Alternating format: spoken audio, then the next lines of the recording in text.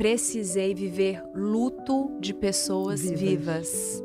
E que isso é muito difícil. É, às vezes, mais difícil do que viver o luto daqueles que realmente partiram porque morreram.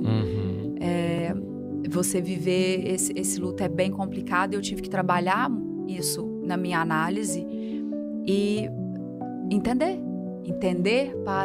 para lembrar sem sofrer. Exatamente. Mas não jogar jamais a poeira por debaixo do tapete. E a minha relação pessoal, eu tenho uma sorte muito grande. Eu acho que não é nem a sorte também, acho que é a escolha. Sim, né? As escolhas bem feitas. Porque a maturidade, ela te traz isso também. E quanto mais velha eu fico, eu entendo que eu estou mais madura. Aí eu penso assim, nossa, então quando eu tiver 80 eu vou estar voando.